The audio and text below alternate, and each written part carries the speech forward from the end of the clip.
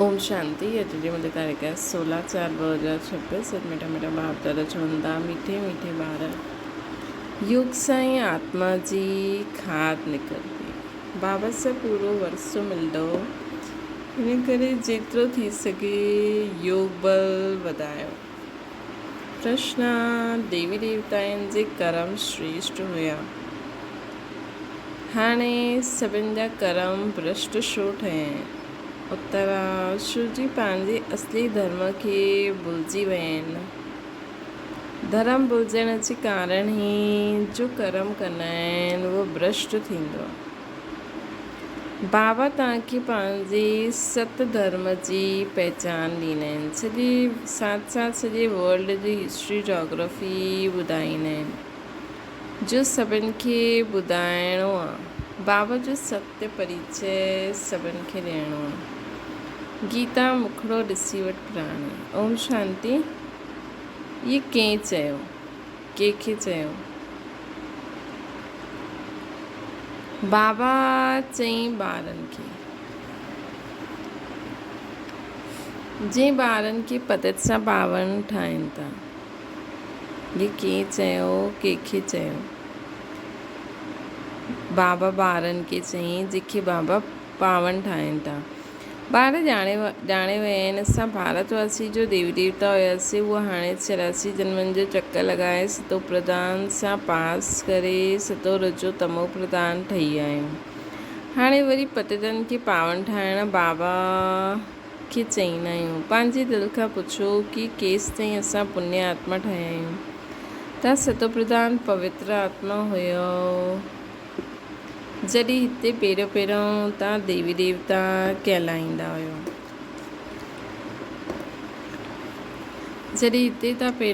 देवी देवता कहलाईंदा हुयो, जंहिंखे आदि सनातन देवी देवता धर्म चइबो आहे। हाणे कोई भारतवासी पंहिंजे खे देवी देवता धर्म न कहलाईंदो आहे।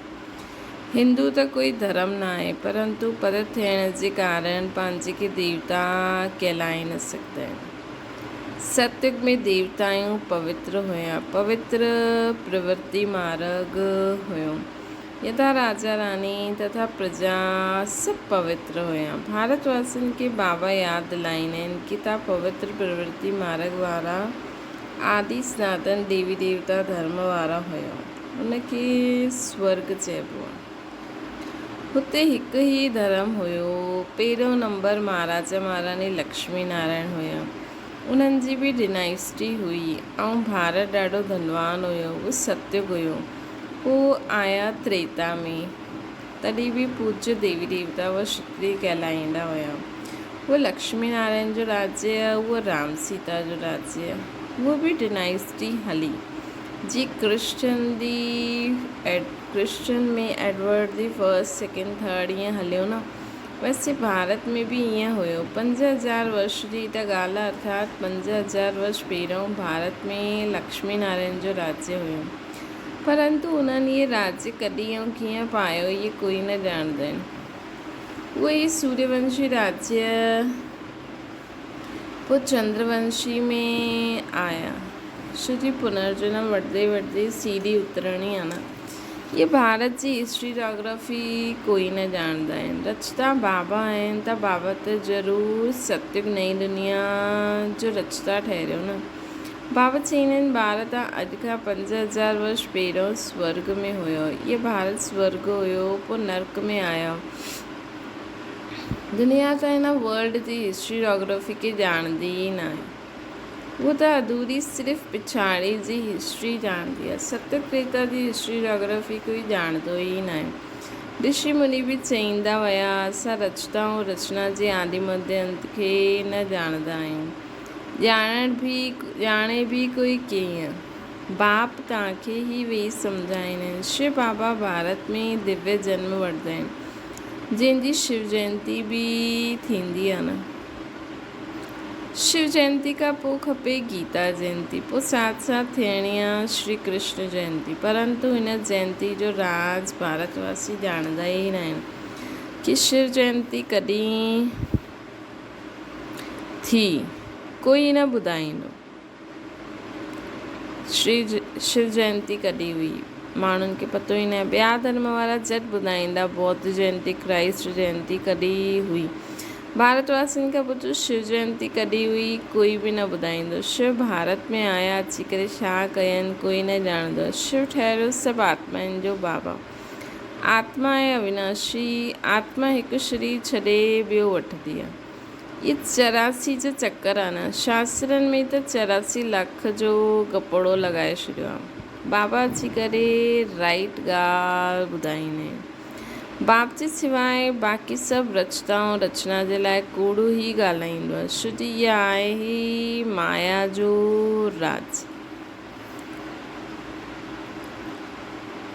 पहिरियों त पारस बुद्धि हुयो, भारत पारसपुरी हुयो, सोने हीरे जवाहरातनि जा महल हुया।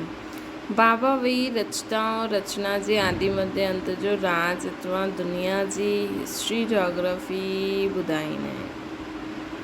भारतवासी न ॼाणंदा आहिनि असां पहिरियों देवी देवता हुयासीं, पोइ पतित कंगाल इरिलीजियस ठहिया आहियूं, पंहिंजे धर्म खे भुलिजी विया आहियूं। इहे बि ड्रामा अनुसार थियणो ई आहे। त इहा वर्ल्ड जी हिस्ट्री जोग्राफी बुद्धि में अचणी खपे। उचते उच सर्व आत्माउनि जो बाबा मूल वतन में रहंदा आहिनि। पोइ सूक्ष्म वतन थियो, इहे स्थूल वतन आहे। सूक्ष्म वतन में सिर्फ़ु ब्रह्मा विष्णु शंकर रहंदा आहिनि। उन्हनि जी बि कोई हिस्ट्री जोग्राफी न आहे। इहे 3 तबका आहिनि। God is one. उन्हनि जी रचना बि हिकु आहे जो चक्र फिरंदो ई रहंदो आहे। सतयुग खां पोइ त्रेता द्वापर कलयुग में अचिणो पए। 84 जन्मनि जो हिसाबु खपे न, जो कोई बि न ॼाणंदो आहे। न कोई शास्त्र में 84 जन्मनि जो पाठ तव्हां ॿार ई वॼाईंदा आहियो। बाबा त हिन चक्र में न ईंदा आहिनि, ॿार ई पावन खां पत ठही वेंदा आहिनि।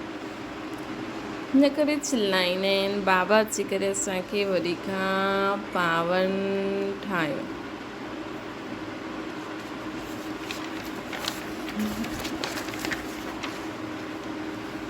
हिक खे ई सभु पुकारंदा आहिनि। रावण राज्य में जो सभु दुखी थी पिया आहिनि, उन्हनि खे अची करे बाबा लिबरेट कंदा आहिनि, पोइ राम राज्य में वठी वेंदा आहिनि। हीअं ॿार चईंदा आहिनि कि अचो असांखे लिबरेट करे राम राज्य में वठी वेंदो। अधु कल्प राम राज्य आहे न, अधु कल्प रावण राज्य। भारतवासी जो पवित्र हुया पोइ पतित ठही वेंदा आहिनि। वाम मार्ग में वञण सां पतित थियणु शुरू थी वेंदो। भक्ति मार्ग शुरू थींदो आहे न। हाणे तव्हां ॿारनि खे ज्ञान ॿुधाइबो आहे जंहिंसां अधु कल्प 21 जन्मनि जे लाइ तव्हां सुख जो वरसो पाईंदा आहियो। अधु कल्प हूंदी आहे ज्ञान जी प्रालब्ध। पोइ रावण राज्य हूंदो आहे, किरण लॻी वेंदा आहिनि। तव्हां दैवी राज्य में हुयो, पोइ आसुरी राज्य में आया आहियो। हिनखे हेल चइबो आहे। तव्हां हेवन में हुयो, पोइ 84 जन्म पास करे हेल में अची करे पिया आहियो। उहो हुयो सुखधाम, इहो आहे दुखधाम। 100% इंसॉल्वेंट 84 जन्मनि जो चक्कर लॻाईंदा आहिनि। उहो ई भारतवासी पूज्य खां पुजारी ठहे। इन्हनि जी वर्ल्ड जी हिस्ट्री जोग्राफी चइबो आहे।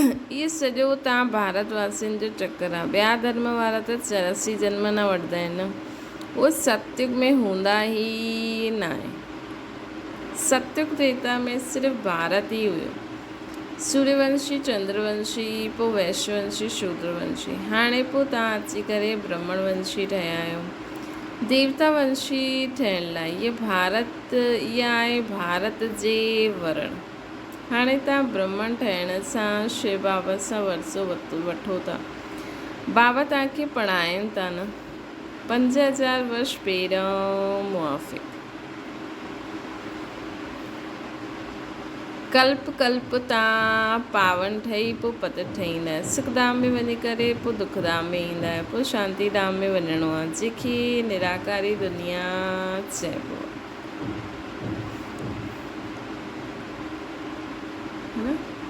आत्मा छा आहे, परमात्मा छा आहे, इहे कोई बि मनुष्य न ॼाणंदा आहिनि। आत्मा बि हिकु स्टार बिंदी आहे। चईंदा आहिनि भ्रुकुटी जे विच में चमकंदो आहे सितारो। नंढी सी बिंदी आहे जेके दिव्य दृष्टि सां ॾिसबो आहे। वास्तव में स्टार बि न चईंदासीं, स्टार त ॾाढो वॾो थी वियो, सिर्फ़ु दूर थियण जे कारण नंढा नंढा सितारा ॾेखारे में ॾींदा आहिनि। हीअ सिर्फ़ु हिकु मिसाल आहे कि चमकंदो आहे आत्मा जे लाइ, कि चमकंदो आहे प्रकृति में अजब सो सितारो। लेकिन जॾहिं इहे सितारा बि वॾा वॾा आहिनि, ईअं असांजी आत्मा भल नंढी सी बिंदी आहे, लेकिन हुन में ॾाढो पाठ भरियल आहे। शिव बाबा जी आत्मा में, ब्रह्मा बाबा जी आत्मा में, ये तो सिर्फ़ मिसाल ॾींदा आहिनि।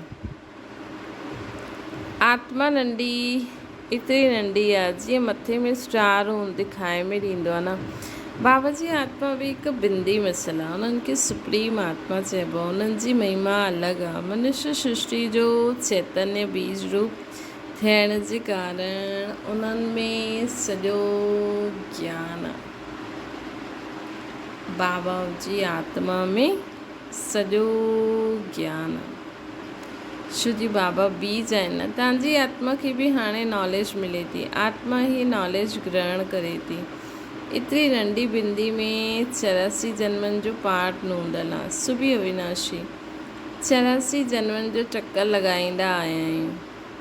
हिन जी एंड न थी सघंदी आहे। देवताऊं हुया, दैत्य ठहिया आहिनि, पोइ वरी खां देवता ठहिणो।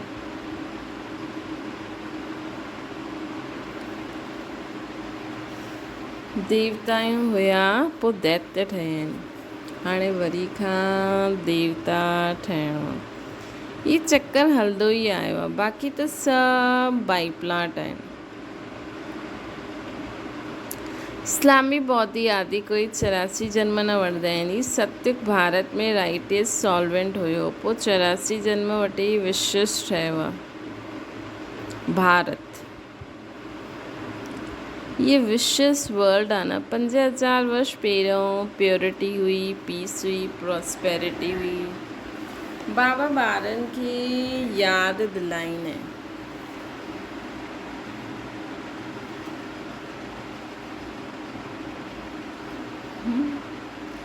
बाबा ॿारनि खे यादि दिलाईंदा आहिनि कि ॿार तव्हां पहिरियों केॾा पवित्र हुया न।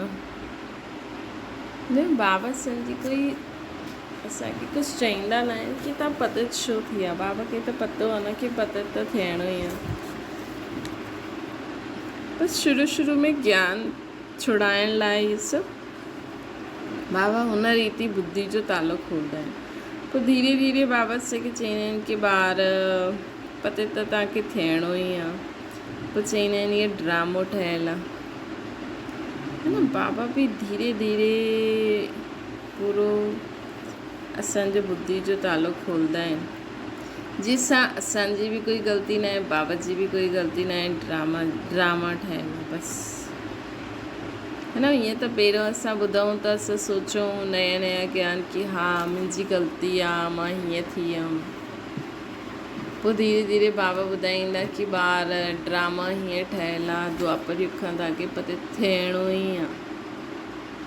मतिलबु धीरे धीरे जॾहिं विकार बुराइयूं छॾे छॾंदा त बाबा जी इहा ॻाल्हि टच थींदी। त मतिलबु दोषी त असां बि न आहियूं, बाबा बि न आहिनि। ही त ड्रामो ठहियलु आहे। 5000 वर्ष पहिरियों प्योरिटी हुई, पीस हुई, प्रॉस्पेरिटी हुई। बाबा ॿारनि खे यादि दिलाईंदा आहिनि। मुख्य प्योरिटी आहे, इन करे विश्वस खे वाइसलेस ठाहिण वारो अचो हीअं चईंदा आहिनि। उहे ई सदगति ॾियण वारो आहे, इन करे उहे ई सतगुरु आहे न। हाणे तव्हां बाप द्वारा बिगर टू प्रिंस ठहिया आहियो, अथवा नर सां नारायण, नारी सां लक्ष्मी ठहींदा आहियो। तव्हांजी इहे राजयोग आहे न। भारत खे हाणे बाबा द्वारा राजाई मिलंदी आहे। भारत खे हाणे बाप द्वारा राजाई मिलंदी आहे। आत्मा ही 84 जन्म वठंदी आहे न। आत्मा ही पढ़ंदी आहे शरीर द्वारा, शरीर न पढ़ंदो आहे। आत्मा संस्कार खणी वेंदी आहे। मां आत्मा हिन शरीर द्वारा पढ़ां थी। हिन खे देही अभिमानी चइबो आहे। आत्मा अलॻि थी वेंदी आहे त शरीर कोई कम जो ई न रहंदो आहे। आत्मा चईंदी आहे मां पुण्य आत्मा ठहां थी।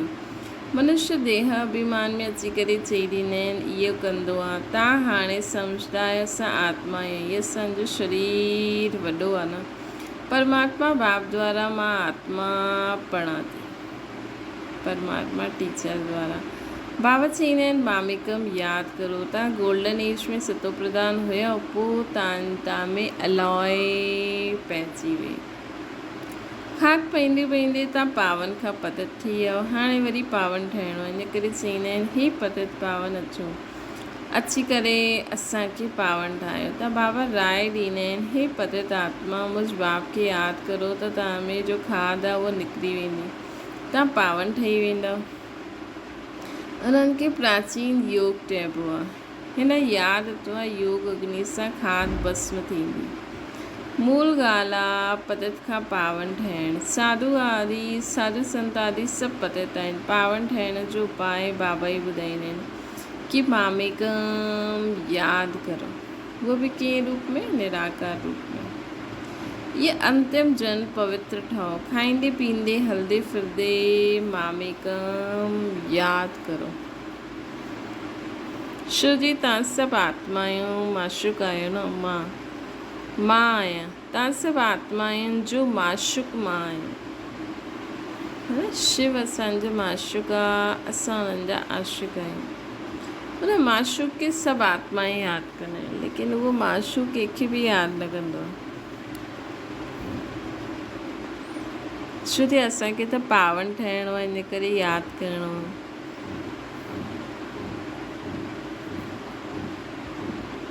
बाबा चईंदा आहिनि माशुक चईंदो आहे मूंखे थोरी पावन ठहिणो आहे। असांखे तव्हांखे असां पावन ठाहियो, पोइ पतित ठही वियासीं। सभई भक्तियूं मुंहिंजी आशिक आहिनि। माशुक चईंदा आहिनि कर्म भल करो, मूंखे यादि करो।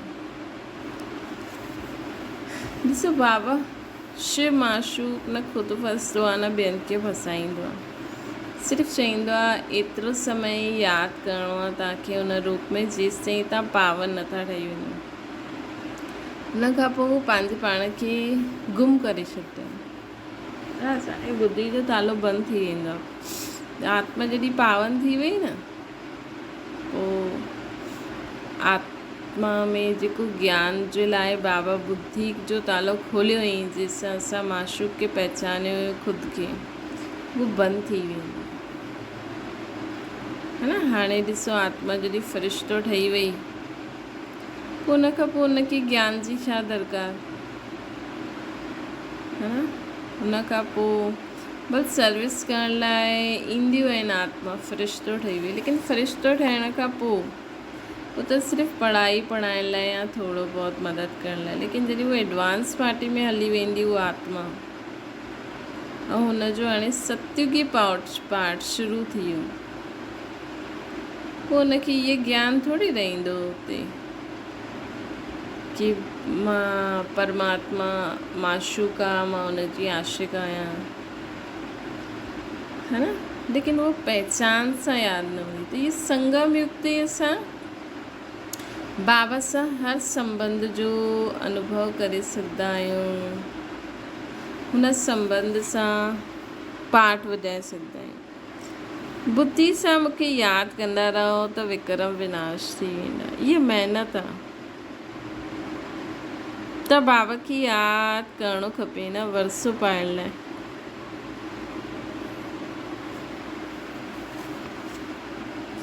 जो जास्ती यादि कंदो हुनखे वरसो बि जास्ती मिलंदो। ये यादि जी यात्रा आहे। जो जास्ती यादि कंदो उहो पावन ठही करे मुंहिंजे गले जो हार ठही वेंदो, नज़दीक जो सितारो ठही वेंदो।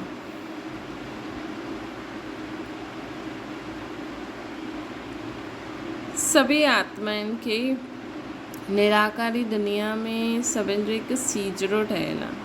सभी आत्माउनि जो हुनखे इनकॉर्पोरियल ट्री चइबो आहे। इहा आहे कॉर्पोरियल ट्री। निराकारी दुनिया सां सभिनि खे नंबरवार अचिणो ई आहे। ईंदो ई रहणो आहे। झाड़ केतिरो वॾो आहे, आत्मा हिते ईंदी आहे पाठ वॼाइण। सो बि सभु आत्मायूं आहिनि, सभी हिन ड्रामा जी एक्टर्स आहिनि। आत्मा अविनाशी आहे, उन्हनि में पाठ बि अविनाशी आहे। ड्रामा कॾहिं ठहियो इहे न चई सघंदा आहियूं, इहे हलंदो ई रहंदो आहे। भारतवासी पहिरियों सुख में हुया,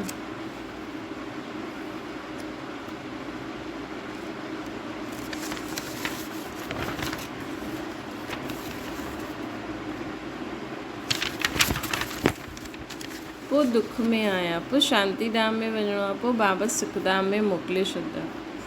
बाबा चईंदा आहिनि मोकिलंदमि त न पंहिंजे पाण ई समय अनुसार आत्मा खे संकल्प ईंदो आहे, उन में जो जेतिरो पुरुषार्थ करे उच्च पद पाए। बाबा किंगडम स्थापना कंदा आहिनि, उन में पुरुषार्थ अनुसार राजाई पद पाईंदा। सतयुग में त ज़रूरु थोरा मनुष्य हूंदा। आदि सनातन देवी देवता धर्म जो झाड़ नंढो हूंदो, बाक़ी सभु विनाश थी वेंदा। ये आदि सनातन देवी देवता धर्म स्थापना थिए थो, अर्थात स्वर्ग जा गेट खुलनि था। 5000 वर्ष पहिरियों बि हिन लड़ाई खां पोइ स्वर्ग जी स्थापना थी हुई। अनेक धर्म विनाश थी विया हुया, है न। हाणे जॾहिं लड़ाई थी वेंदी, अनेक धर्म विनाश थी, आत्मायूं मथे वेही रहंदियूं, पोइ स्वर्ग जा गेट खुली वेंदा। स्वर्ग जा द्वार बाबा खोलंदा आहिनि, नर्क जा द्वार रावण खोलंदो। स्वर्ग जा द्वार बाबा खोलंदा। ॾिसो ॾेखारे न ईअं वॾो गेट आहे, ईअं खोलूं था, एॾी सोने जी दुनिया। त बाबा हाणे स्वर्ग जा द्वार कीअं खोलंदो, मतिलबु ईअं कोई गेट न खोलंदा बाबा कि ॾिसो कलयुग, संगम युग ऐं सतयुग। कलयुग जो गेट मतिलबु उहो पाठ ख़तमु थी वेंदो, आत्मायूं परमधाम में हली वेंदियूं। पोइ सतयुग जो पाठ शुरू थी वेंदो, मतिलबु गेट खुली वेंदो। हुन में बि पहिरीं आत्मा केरु ईंदी? श्री कृष्ण जी आत्मा।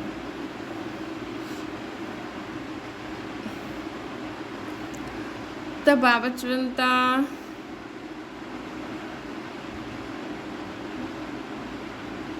नर्क जो द्वार पोइ वरी केरु ईंदो? रावण अची करे खोलंदो। बाबा वरसो ॾींदा आहिनि और रावण असांखे श्राप ॾेई छॾंदो।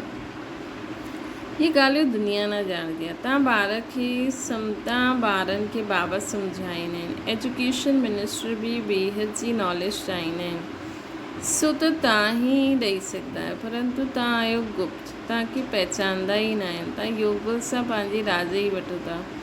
लक्ष्मी नारायण ये राज्य कीअं पाई, सो ये तव्हां ॼाणंदा आहियो। हिनखे चइबो आहे ऑस्पिशियस कल्याणकारी युग। जबकि बाबा अची करे पावन ठाहींदा आहिनि। हिन ऑस्पिशियस कल्याणकारी युग में बाबा अची करे असांखे पावन ठाहींदा आहिनि।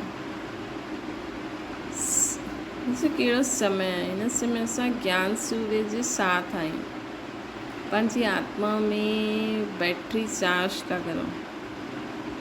जी न सोलार पैनल हूंदा आहिनि न, सोलार पैनल सुबुह जो जॾहिं सनलाइट हूंदी आहे त पंहिंजे अंदरि उहो चार्ज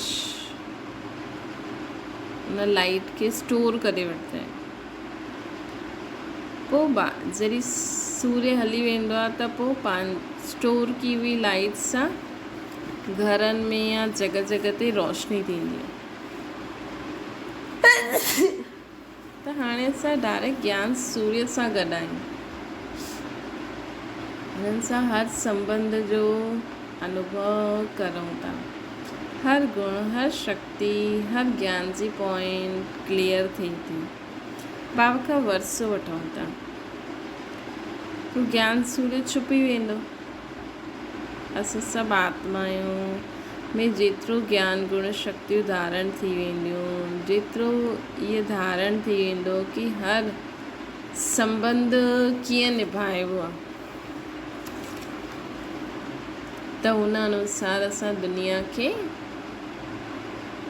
हलाईंदासीं। असां द्वारा दुनिया हलंदी, छो जो हाणे असां बाबा सां कनेक्शन में आहियूं।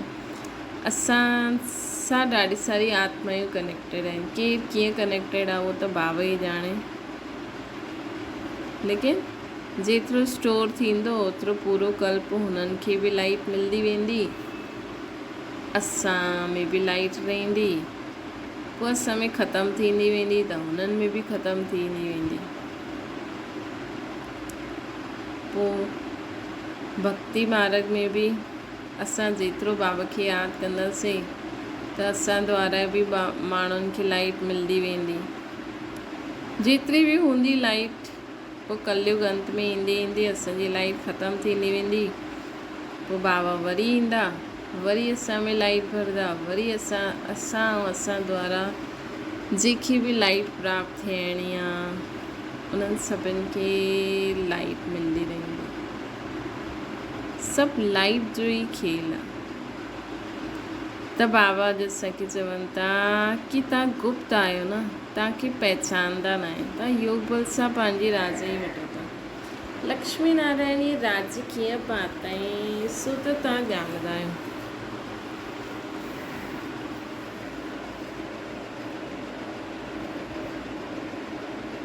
इनखे चइबो आहे ऑस्पिशियस कल्याणकारी। जबकि बाप अची करे असांखे पावन ठाहींदा आहिनि। श्री कृष्ण त सभिनि जो बाप न चईंदासीं न, उनखे बाप निराकार खे चईंदासीं। हुन बाप खे यादि करिणो आहे, पावन बि ठहिणो आहे। विकारनि खे ज़रूरु छॾिणो पए, विकारनि खे ज़रूरु छॾिणो पए, है न। सो विकारनि खे छॾंदा तॾहिं त ज्ञान सूर्य जी किरणनि खे अनुभव करे सघंदा न। छो जो अञा ताईं तव्हां अगरि सोचंदव कि न मूंखे त विकार बुराइनि जी वश थी करे कर्म करिणो ई आहे, त बाबा तव्हांखे शक्ति ॾियनि ऐं पोइ तव्हां उन शक्ति सां ग़लति कमु करो त बाबा जी शक्ति वेस्ट थी वई न, है न। विकारनि खे त छॾिणो ई पवंदो। भारत वाइसलेस सुखधाम हुयो, हाणे विशियस ठहियो आहे, दुखधाम थी वियो आहे। वर्थ नॉट अ पेनी थी वियो आहे, हाणे वरी वर्थ पाउंड ठहे थो। हिन ड्रामा जो ये खेल ठहियलु आहे, जंहिंखे बुद्धि में धारण करे ॿियनि खे बि कराइणो आहे। अच्छा मीठे मीठे सिके लॾे ॿारनि प्रति माता पिता बाप दादा जो यादि प्यार ऐं गुड मॉर्निंग। रूहानी बाप जी असां सभिनि रूहानी ॿारनि खे नमस्ते। असांजी बि रूहानी माता पिता बाप दादा खे यादि प्यार गुड मॉर्निंग ऐं नमस्ते। थाना जे लाइ मुख्य साहिब यादि सां पावन ठही बाबा जे गले जो हार ठहिणो। यादि सां पावन ठहो ऐं बाबा जे गले जो हार ठही वञो। कर्म कंदे बि बाप जी यादि में रही विक्रम जी ठहिणो। कर्म कंदे बि बाप जी यादि में रही करे विक्रम जी ठहिणो। पुण्य ॿियो आहे पुण्य आत्मा ठहिण जो पूरो पुरुषार्थ करणो आहे। देह अभिमान छॾे सदा देही अभिमानी ठहिणो। वरदाना पंहिंजी बुद्धि रूपी नेत्र खे क्लियर ऐं केयरफुल रखण वारा मास्टर नॉलेजफुल पावरफुल ठहो। जीअं ज्योतिषी पंहिंजी ज्योतिष जी नॉलेज सां ग्रहनि जी नॉलेज सां अचण वारी आपदाउनि खे ॼाणे वठंदा आहिनि, इहे तव्हां ॿार इन एडवांस माया द्वारा अचण वारे पेपर खे परखी करे पोइ पास विद ऑनर्स थी वञो। पास विद ऑनर्स थियण लाइ पंहिंजी बुद्धि रूपी नेत्र खे क्लियर ठाहियो, सदा केयरफुल रहो। दिन प्रतिदिन यादि जी व साइलेंस जी शक्ति खे वधायो। त पहिरियों ई मालूम पइजी वेंदो कि अॼु कुझु थियण वारो आहे, है न। सम्झो तव्हांखे संकल्प अचे थो, कोई असांजे लाइ कुझु प्लान कंदो हुजे, कोई असांखे कुझु उल्टो सुल्टो चवण वारो हुजे, करण वारो हुजे, असांजो बुद्धि रूपी नेत्र क्लियर हूंदो, बाबा सां कनेक्शन में हूंदो, त असांखे उहे ॻाल्हियूं कैच थी वेंदियूं। असां बाबा खे यादि करूं और पूरे विश्व में लाइट माइट फैलायूं, त उहा आत्मा ईंदी बि, लेकिन असां ते वार न करे सघंदा, है न। त इहे कॾहिं थींदो जॾहिं तव्हां यादि जी व साइलेंस जी शक्ति खे वधायो, त पहिरियों खां ई मालूम पइजी वेंदो कि अॼु कुझु थियण वारो आहे। मास्टर नॉलेजफुल पावरफुल ठहो त कॾहिं बि हार थी न सघे। मास्टर नॉलेजफुल पावरफुल ठहो त कॾहिं बि हार थी न सकती। स्लोगन आहे पवित्रता ही नवीनता आहे, ऐं ये ही ज्ञान जो फाउंडेशन आहे। पवित्रता ही नवीनता आहे ऐं इहो ई ज्ञान जो फाउंडेशन आहे। प्योरिटी, जेतिरी प्योरिटी हूंदी ओतिरो असांजो टियों नेत्र खुलंदो वेंदो, ओतिरो असांखे ज्ञान सम्झ में ईंदो वेंदो। ज्ञान सम्झ में अची वियो त पोइ अतीन्द्रिय सुख जे झूले में झूलंदा रहियूं। अव्यक्त इशारो आहे, बाप ॿारनि जी चलन में मधुरता ऐं मनसा में बेहद जी वैराग्य वृत्ति हुजणी खपे। तव्हां ॿारनि जी चलन में ॿई स्मृति रहनि त पास विद ऑनर्स ठही वेंदा। मधुरता ऐं नम्रता हिन विशेष ॿ धारणाउनि सां सदा विश्व कल्याणकारी महादानी वरदानी ठही वेंदा। मधुरता ऐं नम्रता जे गुण सां ऐं सहजी स्नेह जो सबूत ॾेई सघंदा कि बाबा सां असांखे स्नेह आहे। उनजो सबूत छा आहे? सदा बाबा जे कार्य में मददगार थियनि, जो बाबा चए उहो कंदा हलो। त उनजे लाइ बाबा युक्ति छा था ॿुधाइनि? मधुरता ऐं नम्रता जे गुण खे धारण करो त विश्व कल्याणकारी वरदानी महादानी थी वेंदा। अच्छा, ओम शांति। बाबा खे यादि करो।